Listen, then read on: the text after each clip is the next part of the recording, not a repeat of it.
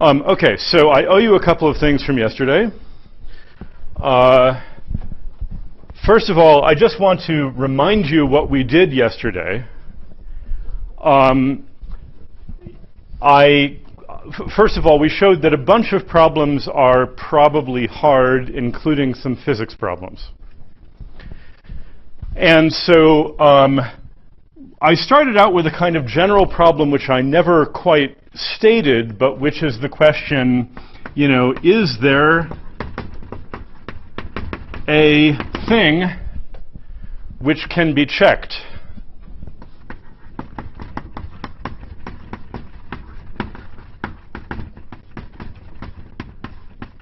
Or, more general, if you really want to say it logically, as came up at the end of last time, it's more like a question where if the answer is yes, then there is a compact proof of that fact.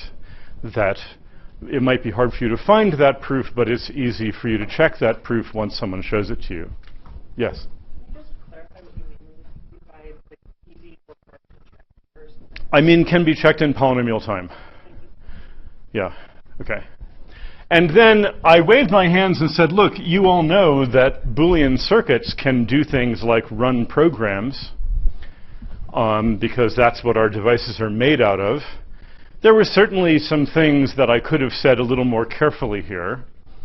So for instance, the Boolean circuits that I wrote down were all feed-forward, where the inputs come in here and then they go layer by layer and then the output is there. I want you to imagine if you have a program running some kind of for loop, for instance, that I would make many copies of a certain layer of the circuit, one for each iteration of the for loop. And if you have a program which accesses a bunch of different parts of memory, I want you to imagine kind of a wire going from layer to layer for each bit of that memory. Okay, which you can update as you read or write it. So roughly speaking, when you change a program into a Boolean circuit, the width is the amount of memory that your program uses, and the depth, the number of layers, is the running time of that program.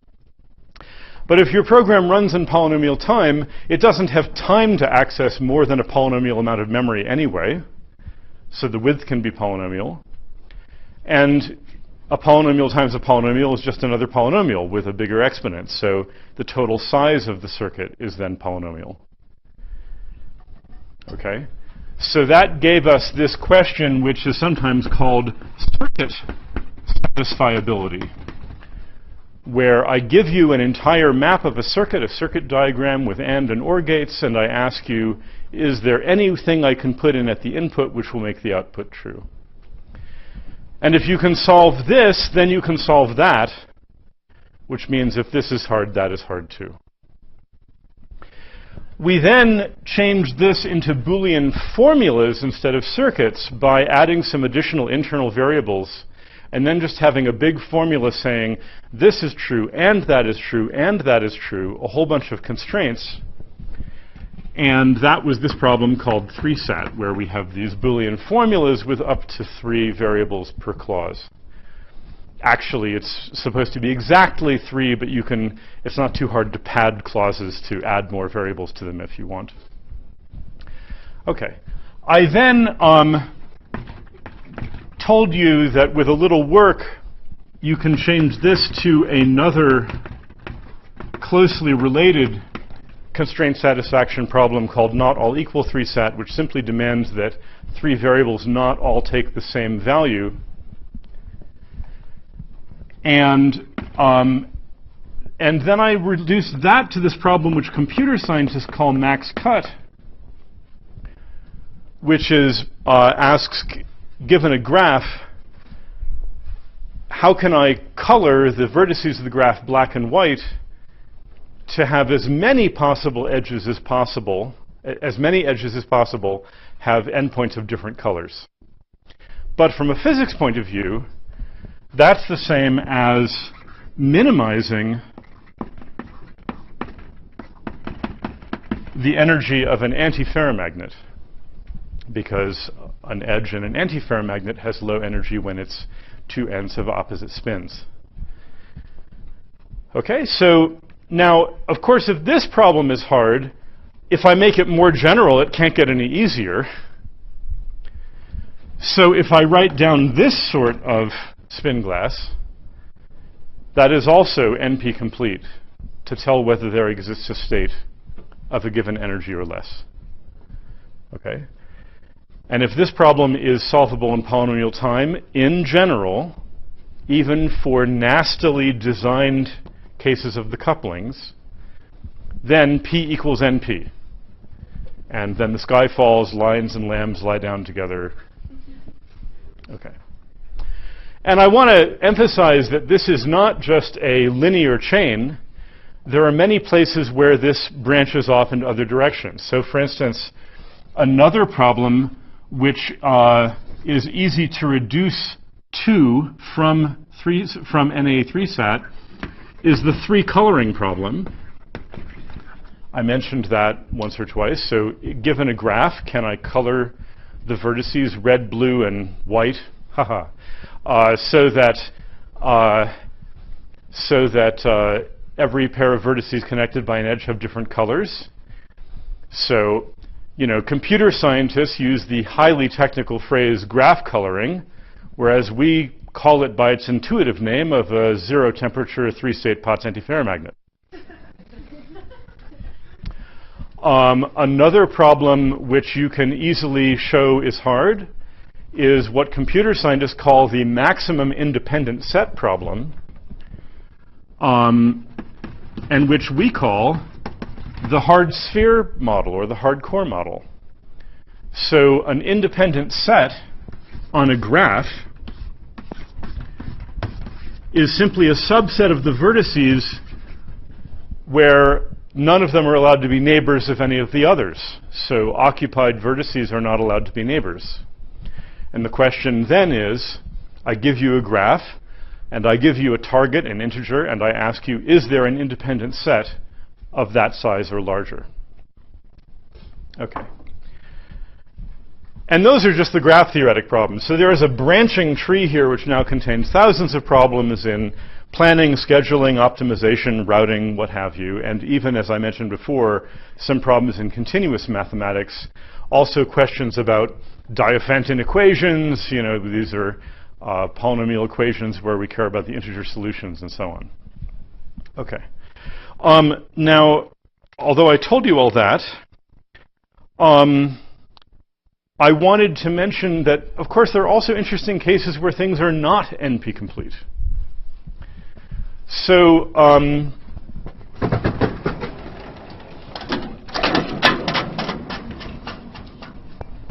remember, I mentioned this max flow problem,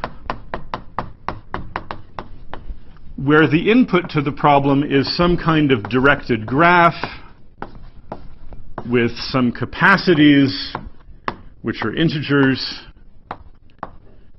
and two special vertices, a source and a destination, and the question is, how do I get, you know, what is the maximum amount of flow I can get from S to T? And I just want to emphasize, I mean, you know, remember, I told you about a greedy algorithm which occasionally reverses edges, and I told you without proving it that that algorithm works, and that's a polynomial time algorithm. I just want to emphasize that if a clever person had not come up with this algorithm, and I told you about this problem, and I told you, oh, by the way, I won't show you this, but it's NP-complete too, you would probably believe me. Because after all, there are certainly, for a graph with n vertices, there's certainly exponentially many ways I could try to get flow from one end to the other. It looks like it's a kind of tricky, constrained optimization problem where each edge can only carry a certain number of units of flow. You know, it's not obvious at first whether it's easy or hard, I think. So this problem is solvable in polynomial time. And the nice thing is there's a closely related problem to it, which is as well called min-cut. So min-cut is the problem. The input is the same. It's again a directed graph with a special pair of vertices. But now we regard the edges not as the numbers not as capacities but as costs. And the question now is, what is the set of edges of minimum cost that if I cut those edges there is no way to get from S to T. Okay? Interestingly enough, a lot of problems of this sort of flavor, and a lot of algorithms were discovered within 2 years of each other on each side of the Iron Curtain. I suspect that the discrete mathematicians were meeting each other under bridges and saying, hey, our general asked us to think about this really cool problem. What do you think about it? But there are many algorithms that have two names, one from NATO and one from the Warsaw Pact. So I'm not sure what was going on there. I'm sure there's a history of science thesis to be written about that. The interesting thing is that the max flow and the min cut problems turn out to be the same in a certain sense. So if you look at a maximum flow and then look at kind of the frontier of edges that are saturated in the sense that there's no remaining capacity on them, that set of edges also turns out to be the answer to the min cut problem. And this is a general phenomenon called duality, which appears in a lot of constrained optimization problems. So often a minimization problem, min cut, has a dual problem, which is a maximization problem, max flow, and their what we call their feasible solutions kind of meet at a single point, which is the solution to both of them. So again, if you've heard about linear programming, the dual variables, I'm not going to joke again about the economics classes by yawning. In economics, the solutions to the dual problem are like the prices. But in physics, we have a much more beautiful picture. Remember that jewel I mentioned yesterday at the very end when you wanted to go to lunch. So instead, let's say I'm in a cathedral, and each facet of the cathedral roof is a constraint on the coordinates of position, and I have a balloon, and I release the balloon, and it is trying to find the highest point in the cathedral. Well, when it finds that highest point, it has contact forces pressing on it from the different facets that it's touching, and those contact forces add up and cancel out its buoyancy, which is why it stopped moving. So it turns out that finding a set of contact forces which will cancel out the buoyancy of the balloon is the dual problem to maximizing the height of the balloon. And so much nicer than saying that's the price of a chocolate chip or something. Anyway, so why do I bring this up? I bring this up because consider the ferromagnetic random field Izing model, except it's not really random field because, again, everything here is chosen cleverly by someone to make the problem as hard as possible, where the Hamiltonian is, I have some graph, and here are my spins. As always, my spins are going to be plus or minus 1. And then I also have some local fields. Okay, and so an adversary gets to design the graph and gets to design the local fields. Is finding the ground state easy or hard? It's not obvious. Well, it turns out that in this case, in the ferromagnetic case, even with these fields, which could be positive or negative, finding the ground state is easy because it can be reduced to, so I'm going to write this, min cut. Okay? And since this is in polynomial time, this is in polynomial time. So I think I should leave this for you as an exercise. Maybe it's not so hard, but I think you might enjoy it. So now, again, what is min cut? The input is a weighted graph. Let's not worry too much about the weight, whether the weights are integers. Okay. So given a graph and a set of local fields, I want you to figure out how to generate another graph. It doesn't have to be the same graph. It can have extra stuff with weights on its edges, where up to some simple scaling, the ground state energy of this model is the minimum cut in that graph. Okay, so do you understand what you need to do? Yes. How many gadgets do you need? Kind of just edges with weights on them. Yeah. So you mean any graph, right? Not lattice? Any graph, including a lattice, right? But again, it's a finite graph. So again, you need to take on the job of a translator, where if I give you a finite graph and a bunch of fields, okay, which is an example of this problem, you need to turn it into an example of that problem. Okay? And the ground state energy of this should be? It should be the min cut, or it should be like a simple linear function, like it should be ax plus b, where x is the weight of the min cut. In other words, the total weight of the edges that you would need to cut to separate one side from the other. Okay? Would be the energy of the ground state, or? Plus, you might have to shift it by a constant or multiply by a constant, but yes.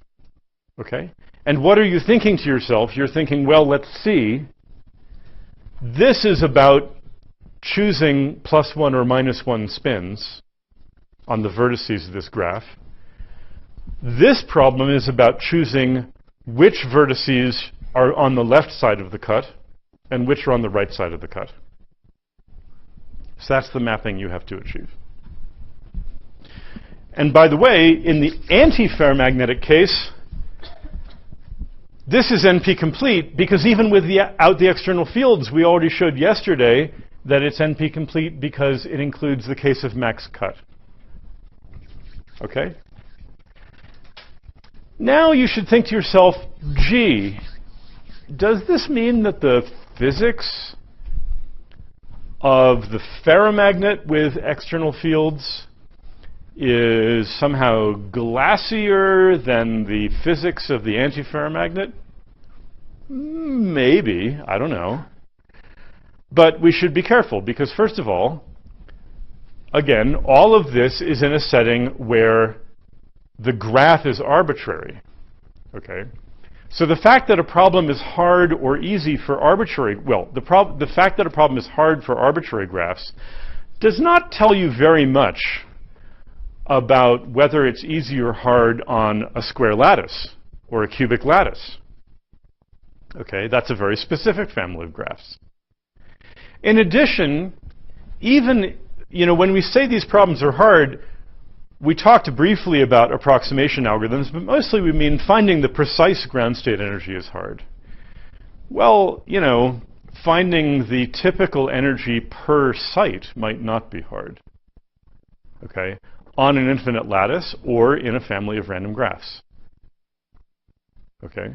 Or something like the Edwards-Anderson spin glass, where or the Sherrington-Kirkpatrick spin glass, where we have a fixed family of graphs, like a lattice or the complete graph, and the weights are random. Okay? So the fact that something is hard in this setting does not necessarily mean much about its hardness or glassiness in the physical setting that you might be interested in. On the other hand, if it is easy for arbitrary graphs, then in some sense it's also easy for lattices. Although even there it's a little confusing. Because saying that it's easy in this setting means there's an algorithm which takes the graph and in an amount of work which grows only polynomially with the size of the graph gets you your answer. Well, if you care about the asymptotics of lattices whose size is going to infinity, you might not actually know what that algorithm returns asymptotically. It may or may not help. Okay? Moreover, yeah, so let's talk about an example. Can I erase this? Thank you. This is something about meeting in the virtual world, right? Okay.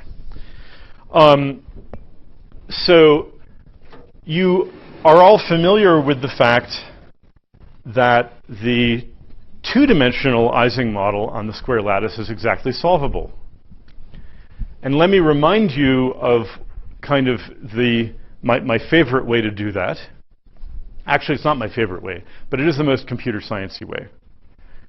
I think my favorite way is the whole free fermion thing, but this is the combinatorial picture. So how many of you already know how to do this, how to solve the two-dimensional Ising model on the square lattice exactly? Raise your hand. I mean, for real? Oh, wow. That's impressive. Okay. Well, let me just quickly sketch for those who didn't raise their hands or who weren't being entirely honest just now. So if we look at the dual graph, so here's the Ising model, and here's the dual graph. And so I guess I'm going to do, Fisher's solution or the Fisher-Castellan. I'm tired. Fisher-Castellan. What? Fortuin. Thank you. Okay. So here I have this these spins. And then what I do is I look on the dual graph about which edges of the dual graph cross from the plus spins to the minus spins. And because I have these even plaquettes, the number of these edges at each vertex of the dual graph is always even.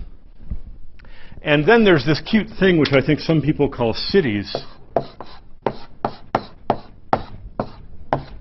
which looks like this.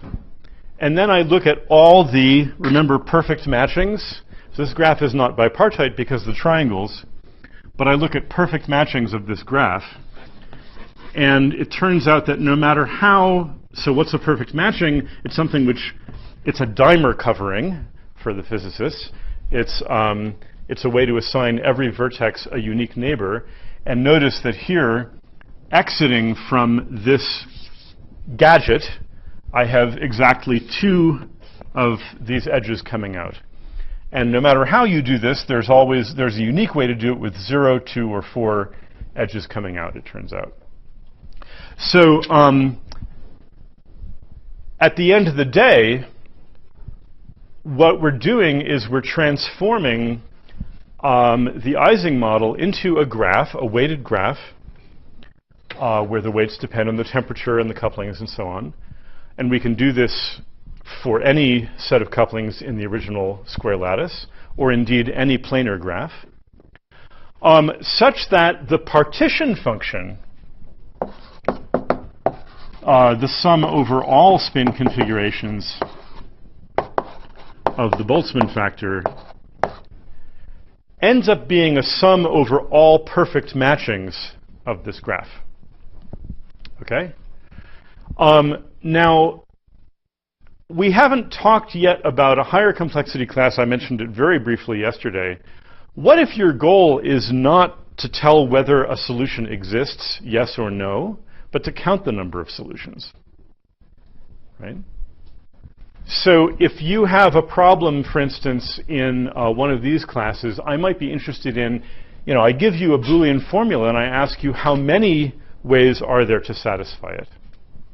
Okay, well, that's asking for something much more than just yes or no. Is that number bigger than 0? And there is a complexity class called count P or sharp P. Never call it hash P. So this problem, this is the class of problems where the answers, well, in computer science they're typically integers, but they don't have to be. But in computer science it would be like, here is a program which checks solutions looking for a thing, a satisfying assignment, a coloring of a graph, whatever. And the question is, how many different inputs are there to which this program will say yes? And if we do this in a weighted fashion, where instead of saying yes or no, it returns some real number, then we're essentially calculating a partition function. Yes?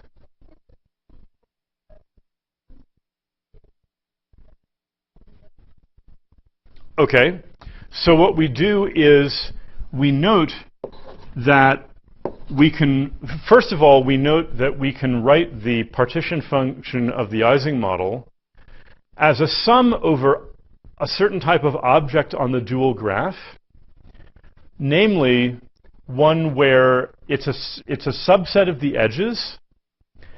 They represent in the primal graph switching from plus to minus as we cross those edges. But at least in the square lattice, this means that around every vertex of the dual lattice, we have 0, 2, or 4 of these edges occupied.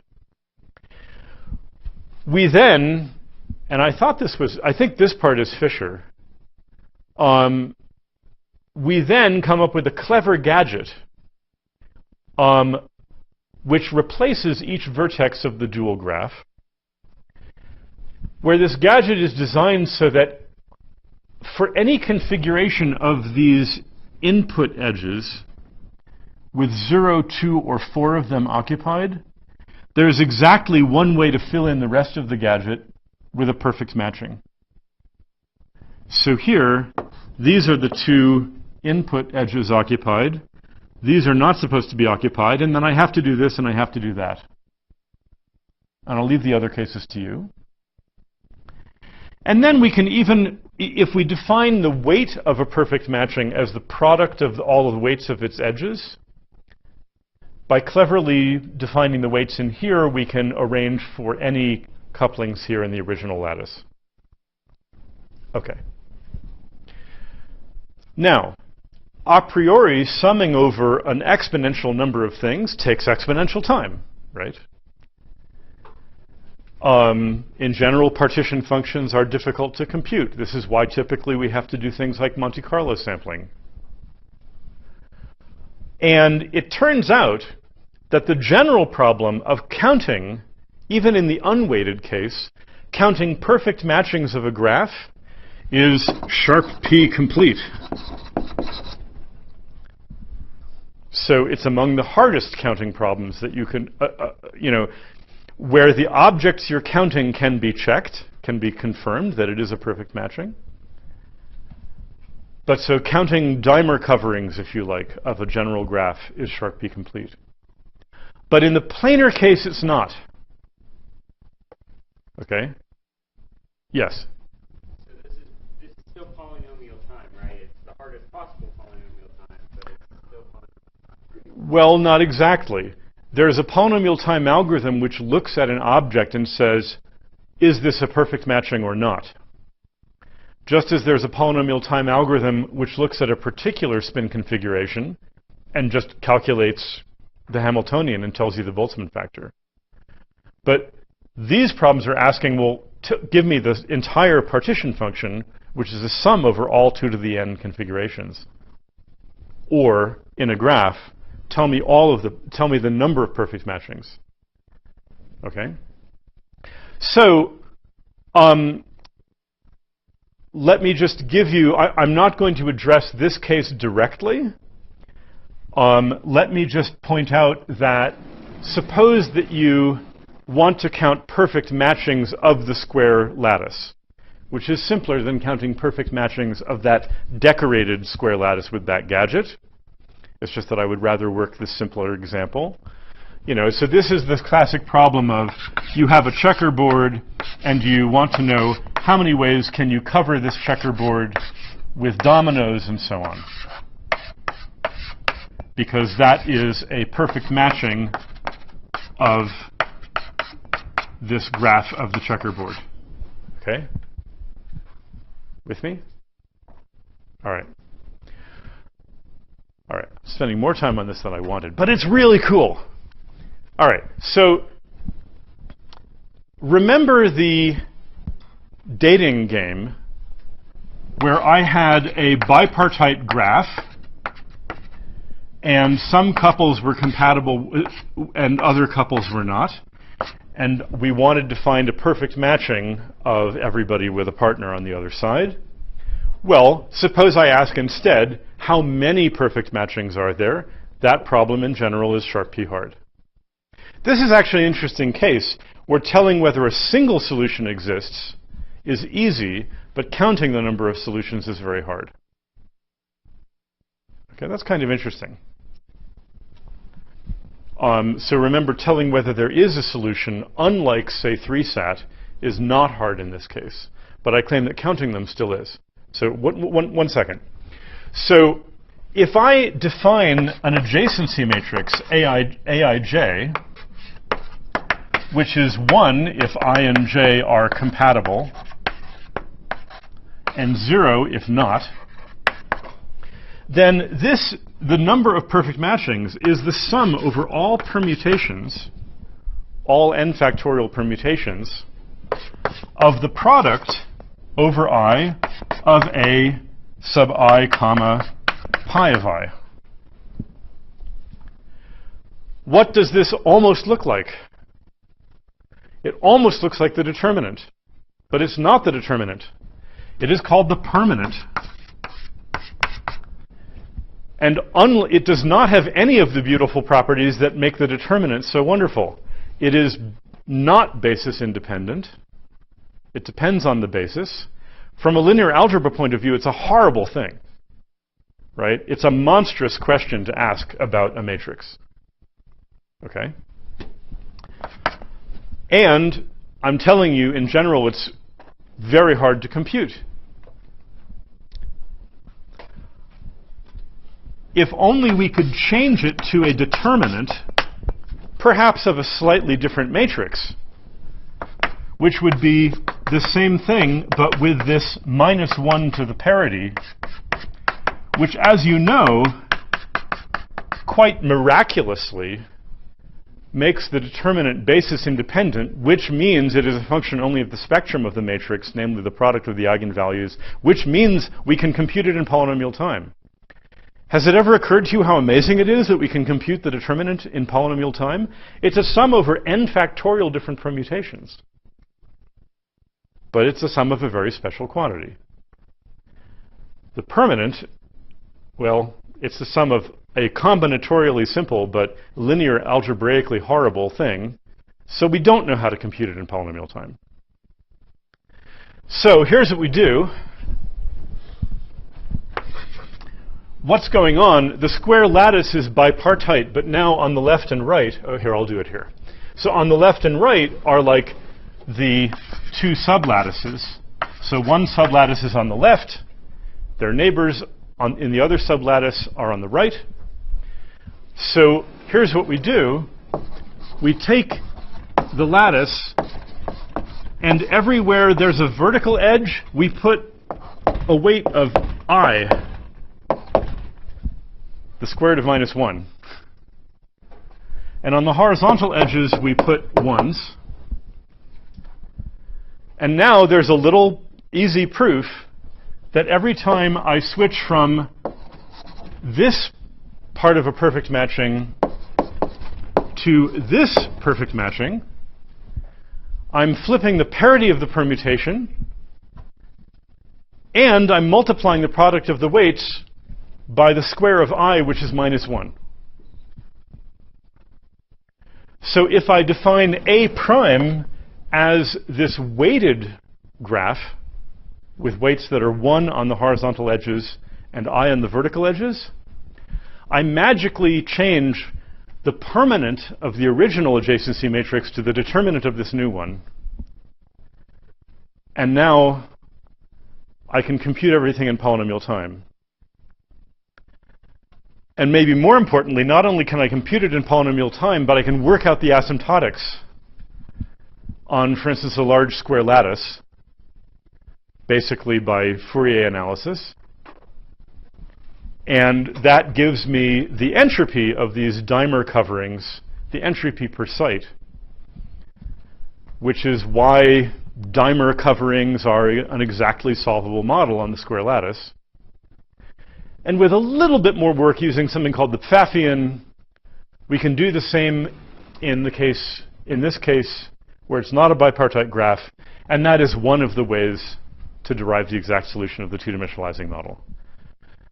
So, okay, anyway. I have a lovely section about this in my book if you want to actually see how this all works. The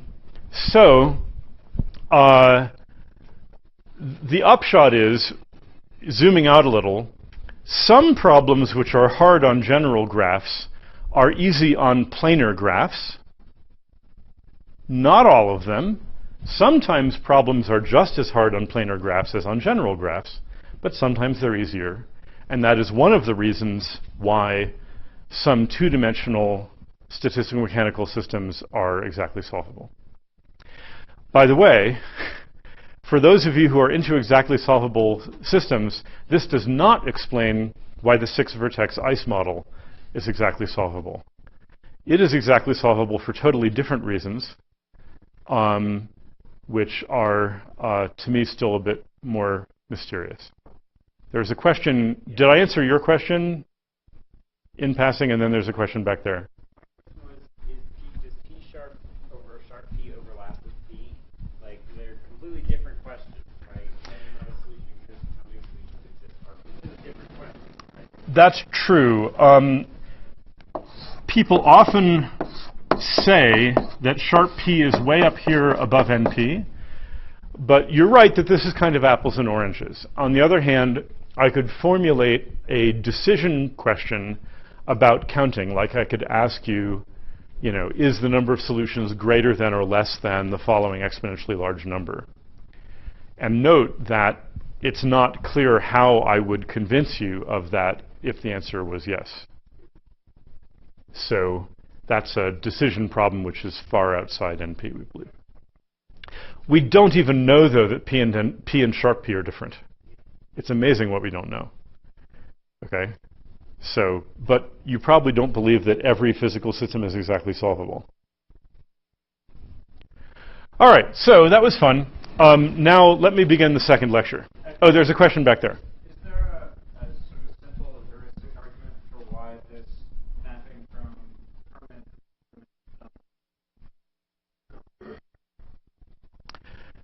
Yes.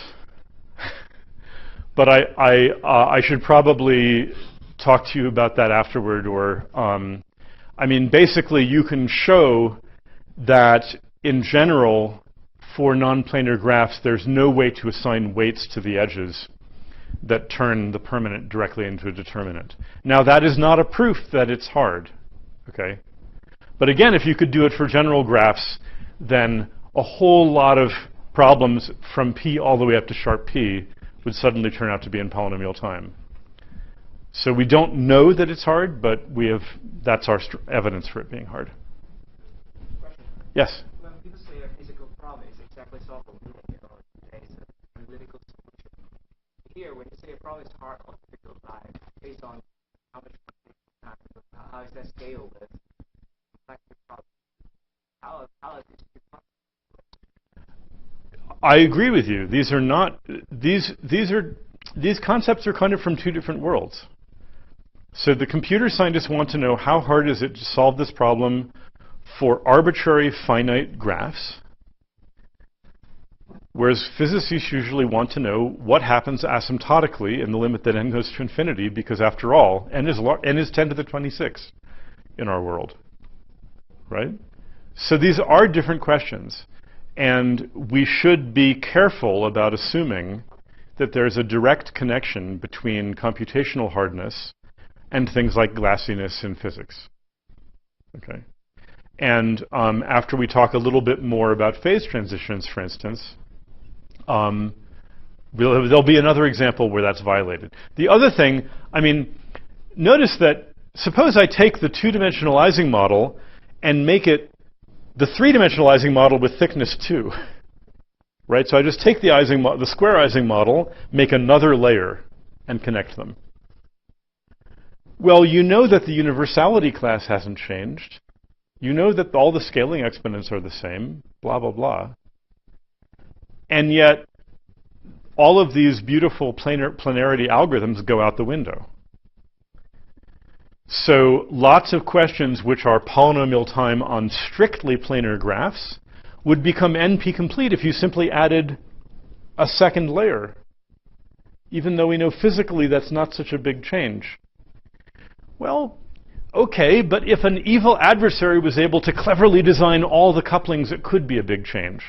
Because now the adversary can have some complicated circuit, and now that you have 2 layers instead of 1, the adversary can design wires that cross over each other and arrange some complicated problem. Okay? So, yeah. I mean, it is apples and oranges, with some occasional apple-orange compotes. Okay. Yes? Yeah. If it's a quick answer, what happened to beta? Oh, beta would just go into, I mean, I kind of pulled a fast one by, I didn't actually want to tell you how to count weighted perfect matchings on that decorated graph. So I switched to counting unweighted perfect matchings on this plain old square lattice, because the idea is similar and I don't want to spend the whole day on it. But in general, beta and the couplings would go into these matrix elements that live on the edges of the graph. Okay, let's see. Well, we still have time for another lecture. So I'm going to talk now about phase transitions in random cases of NP-complete problems. Okay. So we know that 3-sat, for instance, is hard in the worst case. There exist hard 3-sat problems. On the other hand, there also exist some very easy 3-sat problems. So suppose I give you a big Boolean formula with all these ands and ors, and I tell you, I promise you there is no solution. And you say, oh, gee, can you prove that to me? Well, I can't prove that to you just by showing you a solution. I'm now claiming that there is no solution. I have to show you some kind of proof that might be exponentially large. And yet, there's a bunch of people working in hardware verification who do this every day to problems with millions of variables. So what you do is, if you claim that a certain chip always works no matter what inputs you give it, for instance, you're working with Intel and you don't want to get the long division thing wrong again because that was super embarrassing, then you code up the proposition that the chip does something wrong as a big satisfiability formula, and then show that that formula is unsatisfiable, that there is no way to get it to do something wrong. Now, if these instances of 3-sat took exponential time as a function of n, given that n is 1,000,000, we would never be able to solve them. But of course, these are very special instances. These are chips built by people. People are not that smart, so we can only build things that are, have a simple modular structure, that are built out of pieces that we already know work. It's not as if we can imagine from first principles some chip design from out of the blue. And also, we built the chip in order for it to work. So there are lots of little modules that enforce the right relationships that in turn cause other relationships that make the whole thing work correctly. And so in practice, these examples of 3-sat are not so hard. So there's a lot of typical examples that are not so hard. But since we're here in spin glass world at the moment, let's think about random things, which we know in our hearts are not the same as typical things. And I hear that there's arguments about whether spin glasses have any relevance to configurational glasses, and I'll just sneak out this way while you all have that debate. But let's think about random cases of 3-sat. Did I just offend between 0 and 300 people? Okay, all right, good. Okay, so here's what we're going to do. We're going to make random 3-sat formulas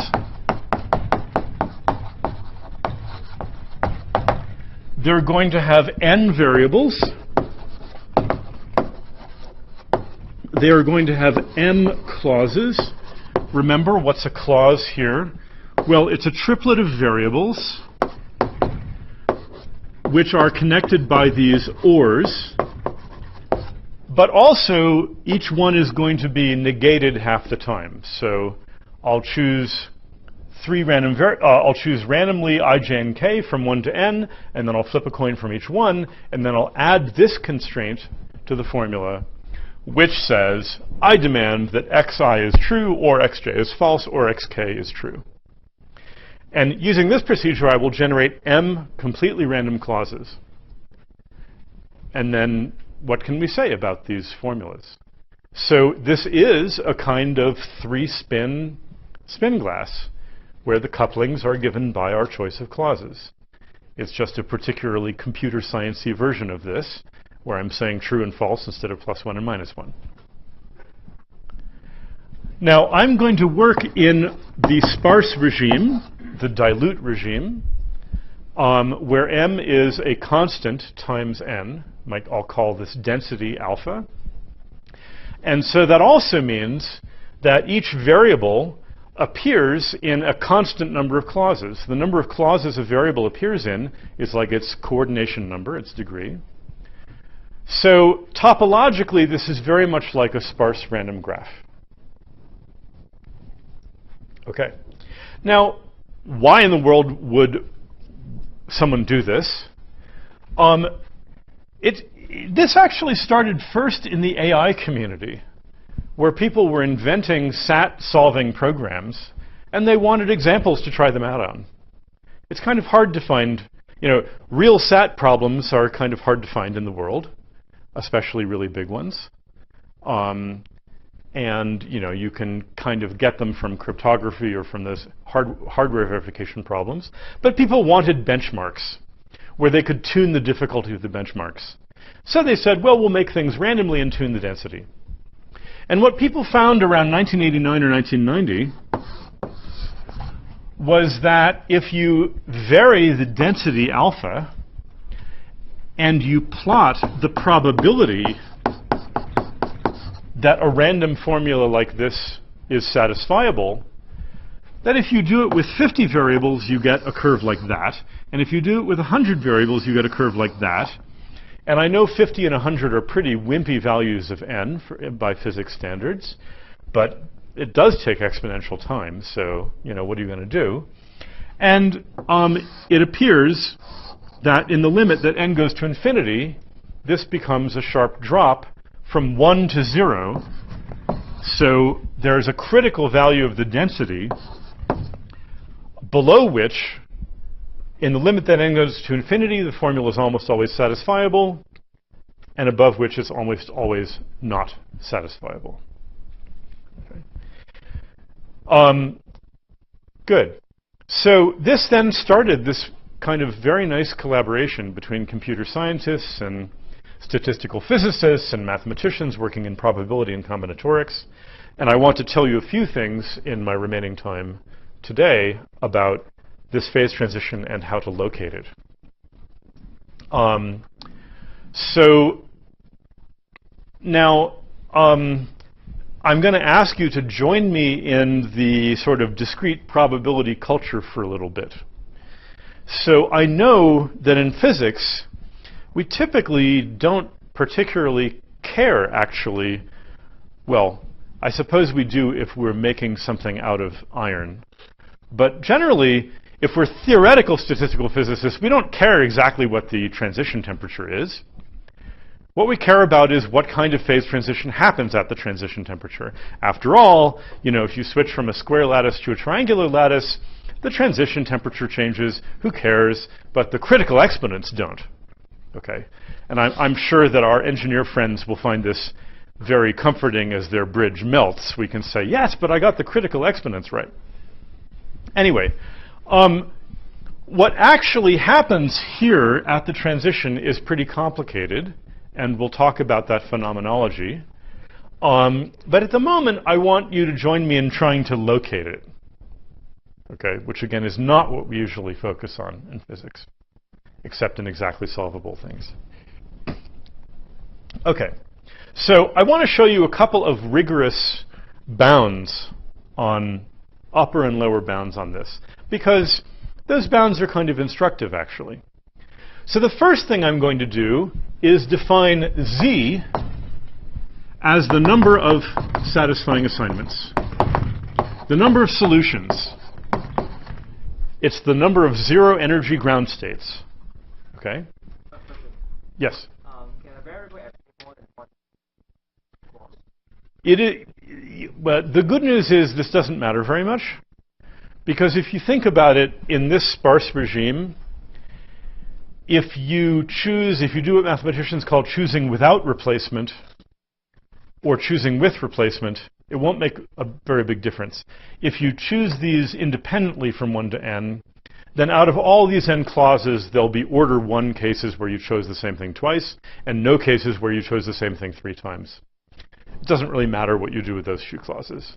It's just like having the fact that a sparse random graph, depending on how you create it, might have a few parallel edges or a few self-loops, and that's generally sort of okay. But it's a good question. Sorry? Alpha is a small number again. The expected number, sorry? Alpha. Alpha is some constant. In fact, I should tell you that for 3-sat, the critical density is around 4.27. Okay? And this is not a simple number, although it's a number which we can now compute to arbitrary accuracy numerically. Okay. All right. Good. So let me define Z as the number of satisfying assignments. It is also, in physics terms, the zero energy limit of the partition function. Right? If the Hamiltonian is 0 whenever you satisfy all the clauses, and 1 for each unsatisfied clause, then at least if you take the limits in the right order, the number of solutions is the limit of the partition function as the temperature goes to 0. All right. Well, let me start by computing the average of Z, which, because I've been hanging out with a bad crowd, instead of writing like this or like this, I now write it like this, where E stands for expectation, or as I was delighted to learn recently, in French, l'espérance. I don't know what this means about the French psyche, that the word for the average and the word for the hope is the same thing. Do you hope to be average, or do you think that even the average is hopeful? I leave that to you. Luckily, we can use E either way. Okay, well, this is in general a very complicated random variable with a very complicated distribution, but as you may know, it's often the case that you can compute averages of things even when the distribution is very complicated. In physics terms, we are doing an annealed calculation, because I called this Z to remind you of a partition function. Okay? What we really care about is something like this. Right? The typical free energy. That's what we really care about. But computing that is hard. Computing this is easy. Okay, so we're doing an annealed calculation. So first of all, let's do this calculation and then say what it means. There are 2 to the n potential assignments. Good. We generate m clauses independently. The probability that all of those clauses are satisfied, since they're generated independently, is simply the mth power of the probability that a single one is satisfied. Now, imagine that you're thinking about a particular assignment of true and false to these, a particular configuration. Well, remember, one of the things we did was flip a coin for each one to decide whether to ask for it to be true or false. And note also that if any of the 3 agrees with the clause is happy. So what's the probability the clause is unhappy?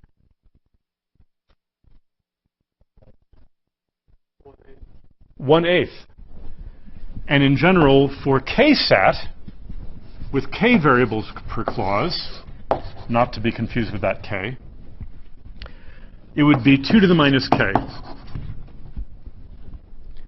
So there you go. There's the average. This is there's no, we have not made any approximations here. The average number of assignments is the sum over all assignments of the probability that each one is a satisfying assignment, and that's the same for all of them. Let's factor out the m.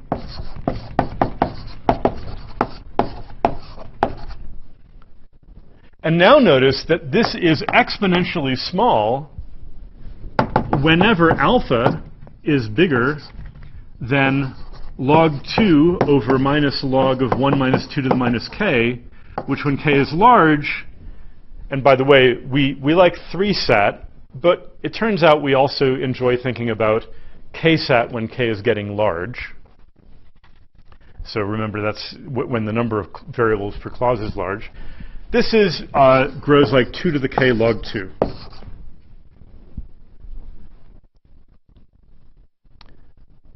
Now, okay, that's kind of interesting. So when alpha is bigger than this, the average number of satisfying assignments is exponentially small. But let me remind you that annealed averages are upper bounds on the averages we really care about, because the average of the log is less than or equal to the log of the average. So we just showed that when alpha is bigger than this is also exponentially small. Now, let me just say this again in kind of elementary math terms. There's a basic inequality, which is that if z is an integer, well, a natural number variable, it counts things, the probability that there are any of those things is less than or equal to the average number of those things. Okay? So if you can prove that the average number of something is very small, there probably aren't any. If the average number of students following this lecture is 10 to the minus 3, well, it can't be fractional, so it's probably 0. Okay. All right. And some people call this Markov's inequality, and some people call it the first moment method, and some people call it a trivial counting argument. Okay. All right. Now, the interesting thing, though, is that if I plug this calculation in for 3-sat, I don't get this number. I get a number which, if I recall correctly, is 5.19. So what that means is that starting at 5.19 above here, the average number of solutions is exponentially small. But then there's this curious zone in between where the average number of solutions is exponentially large. It really is exponentially large, and yet most of the time there aren't any. And this is either surprising or not, depending on, who you've been hanging out with, right? I mean, yes? Does that mean every now and then there's like a whole bunch? Exactly. So what it means is that with exponentially small probability, the random formula is surprisingly easy. I mean, notice, for instance, that with exponentially small probability, we don't negate any of the variables. So there are no conflicts. There are no clauses that ask, where one asks this variable to be true and a different one asks the variable to be false. Okay, so yes, there are very rare instances with very, very many solutions, and they skew the average.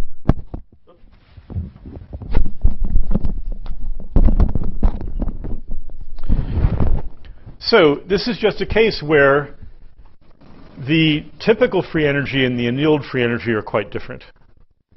Okay, which is not so shocking from a physical point of view. But it's also just, you know, the average is not typical. Okay? The average height of a human being is not too far from the typical height of a human being. But the average number of solutions to a random SAT formula is not typical. At least not in this regime. Yes?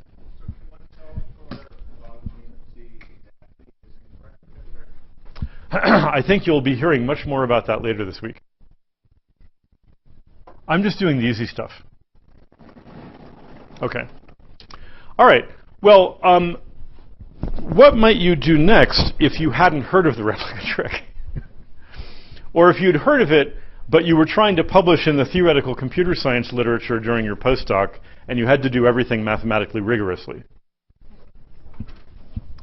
So there is another basic inequality from discrete probability called the second moment method. And it says that the probability that there is at least one thing is greater than or equal to... Oh, do you mind if I go back to the bold E's? Just think of these as angly brackets if you prefer. It's greater than or equal to the square of the average divided by the average of the square. This is actually very easy to prove, and it holds whenever z is a non-negative random variable. It's basically an application of Cauchy-Schwarz. And so note what's going on. Well, the second moment here is a lot like the variance. So this says when the average is big and the variance is not too big, then there are probably at least some solutions. Okay, so it's intuitive. And notice also that if there were no correlations, then the second moment would be pretty much the square of the first. If there was no variance at all, for instance. The problem is that if I tell you that one truth assignment satisfies the formula, there's a huge correlation between that and whether other similar truth assignments also satisfy the formula.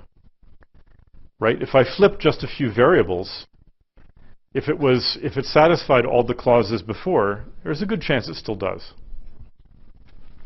So that makes calculating this second moment a little tricky, but in my remaining time I want to quickly sketch that because it is a type of asymptotic calculation that you may have seen before and that you should see if you haven't seen it before.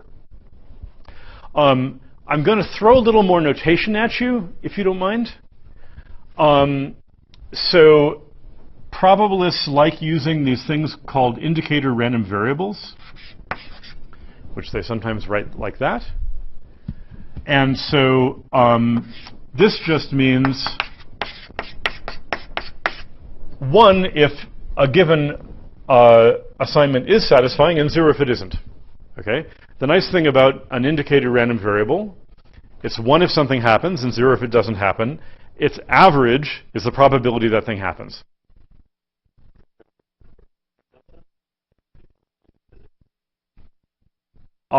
It would, well, but it would be the Kronecker delta for, you know, the Hamiltonian being 0. Yeah. Okay.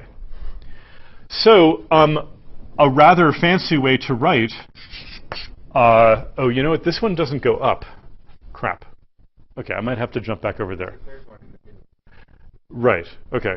All right, so remember this.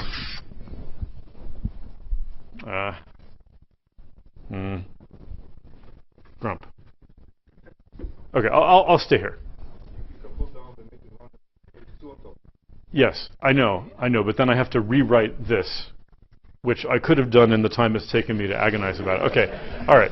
So here is a needlessly complicated looking way to write the number of solutions. It's the sum over all configurations. These are all 2 to the n configurations of this indicator random variable. Okay? So the square of the number of solutions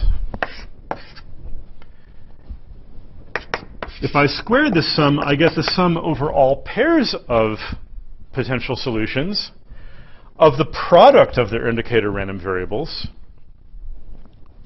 1 if sigma is satisfying times 1 if tau is satisfying, but that's 1 if sigma and tau are both satisfying. Okay. And now the average, am I writing too low? Can you see me in the back? Okay, maybe it is good to move over. I'm going to jump back over here. Oh, look. Aha!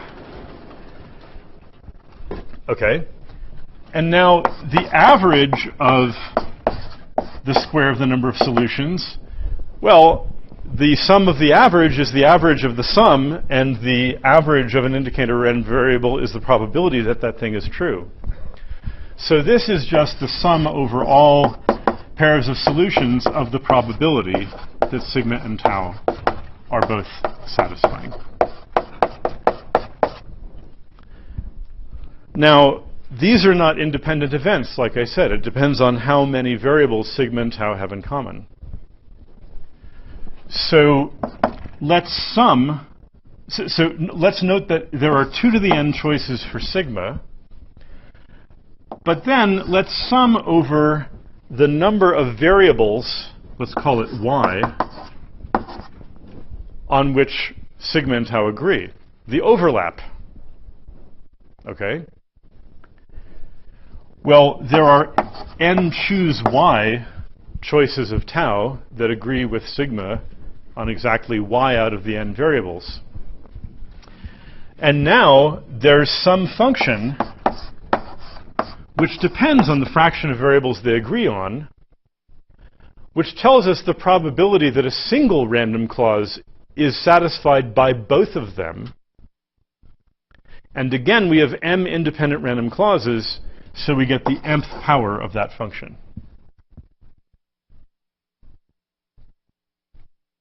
Happy so far? Happy as you want to be, anyway? Y is the number of variables on which sigma and tau agree. It's n minus the Hamming distance. So if they're identical, it's n. If they're completely complementary, then it's 0. And if they were randomly chosen, it would be n over 2. So the point is that there is a function of the fraction of variables on which they agree, which tells you the probability that a random clause is satisfied. And it's maybe worth telling you, or leaving as an exercise, what this function is.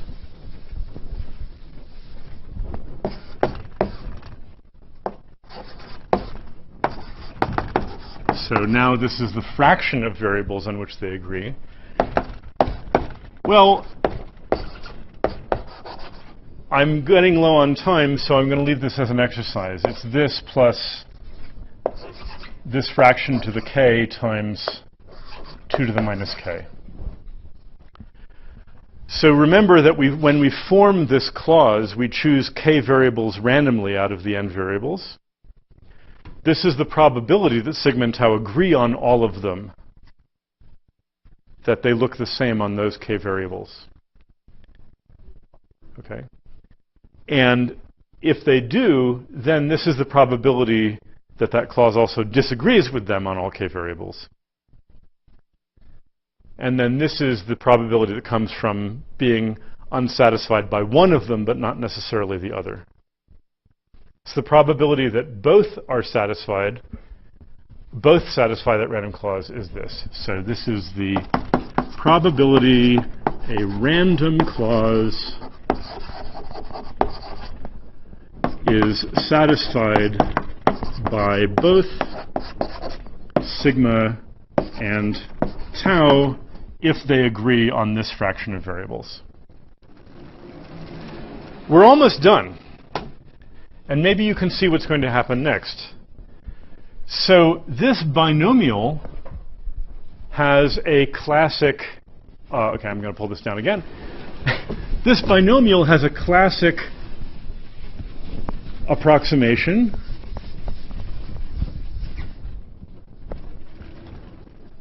Again, let's use zeta to denote y over n. N choose y is then roughly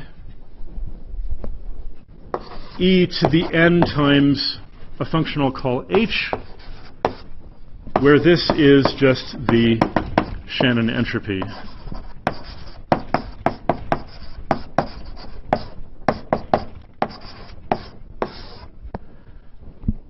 How many of you have already seen this approximation?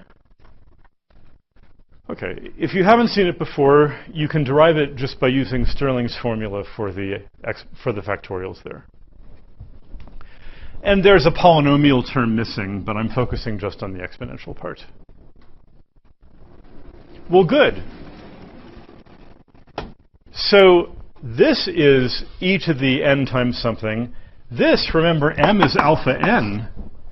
So this is also exponential in n. We can approximate this sum by an integral.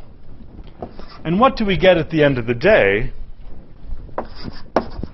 We get the integral over this overlap variable of e to the n times this entropy function and whatever the log of f is.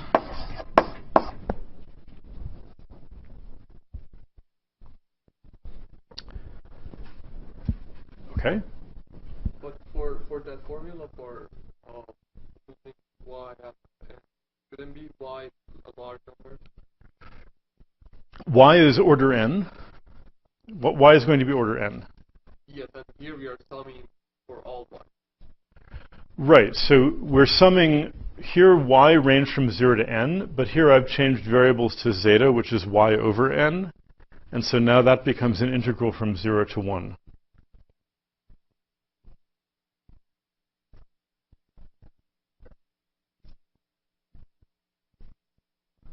When they don't, you mean at all? They disagree on every variable? I mean, they're both strings of n bits, right? They're both spin configurations, right? So I mean, most pairs of spin configurations agree at order n places. Okay? All right. So, let me point out, as another exercise, that if they overlap at half the variables, then this function is just the square of what it was for a single random clause, that 1 minus 2 to the minus k, probability of being dissatisfied. This square of the probability is what it would be if those were independent events. So in other words, the pairs that agree at about half the variables act independently, which kind of makes sense, because if you chose them independently, they would agree at about half the variables. The question is whether those are the pairs that contribute the most to this integral. If they are, then the second moment is not very different from the square of the expectation. And then this is bounded above 0, and then there's a decent probability that the formula is satisfiable. So the question is now, is this integrand, so, you know, this is one of these, physicists sometimes call it saddle point because we're usually working in the complex plane, but this is also often called the Laplace method.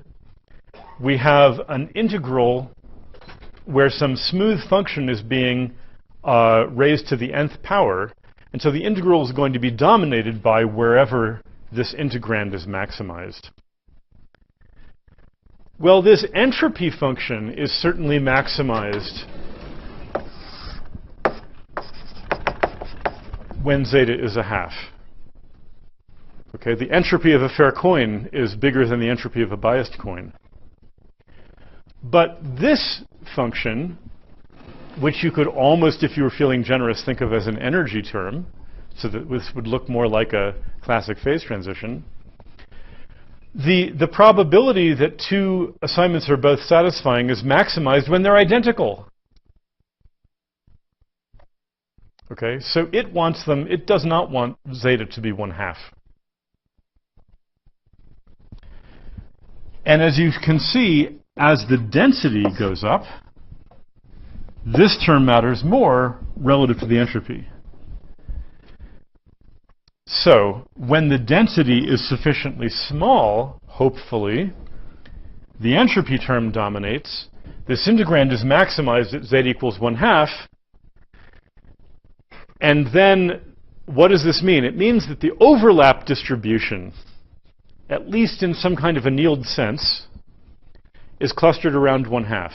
It means that if you chose two random solutions, they would not be strongly correlated. And if they're not correlated, that also means there are not big fluctuations. The variance is not large. And so the problem we had before, where the variance is huge and the average number of solutions is large, but the typical number is 0, doesn't happen. Okay? That's what's going on. I'm just about out of time, and I really am looking forward to the next lecture. So, I'll just tell you how the rest of the story goes. Annoyingly, for KSAT, this doesn't work at all. Because the derivative of this function is non-zero at 1/2. And so any non-zero alpha causes this integrand to be tilted there and to be maximized at some zeta bigger than 1/2. And then the whole thing fails.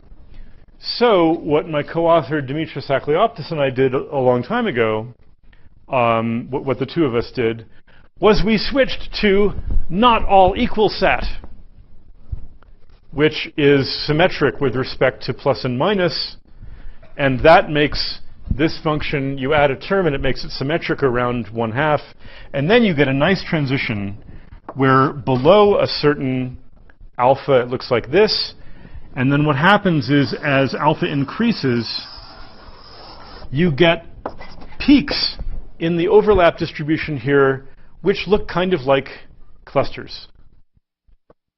Okay? And when alpha is too big, they pass the contribution of these independent pairs, and then the second moment explodes, and then our lower bound on the probability of satisfiability becomes useless. But up to that point, we can prove that the formula is probably satisfiable.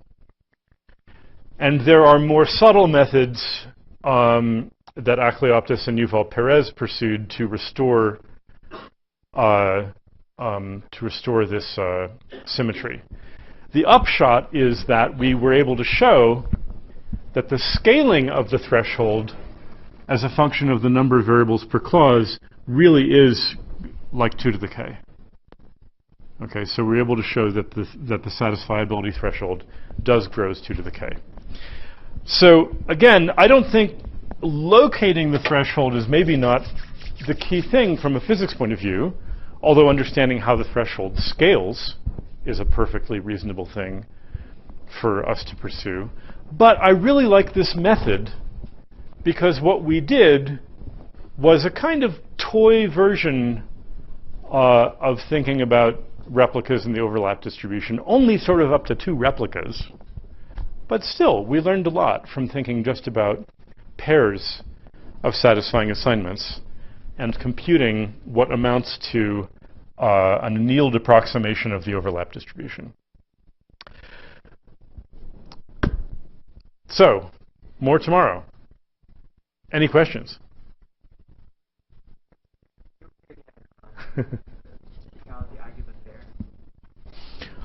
Okay, so the question was, why does computing the average number of assignments not nail down the threshold? Okay. So if we compute the average number of assignments, it goes from exponentially large to exponentially small at this value of alpha, and yet that's not where the threshold is. The threshold is lower. And that's because once you cross the threshold, there's a zone where the average number, the number of solutions on average is exponentially large, even though it is almost always 0. And that's because, as he said over there are exponentially rare assignments which are satisfiable and are very satisfiable, have a ton of solutions, and that is enough to skew the average. So it's a very heavy-tailed distribution is what's going on.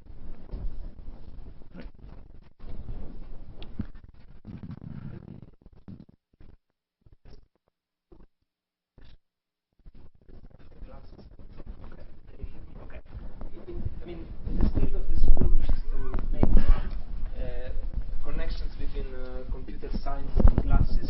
And since many of you are working on jamming, this transition that he just introduced is basically the jamming transition. You should maybe recognize it at some point during the school. If not, I'm happy to talk about it. But it's really the same thing, okay? I don't see how that is at all, so I would like to learn more about that. We can discuss. Okay.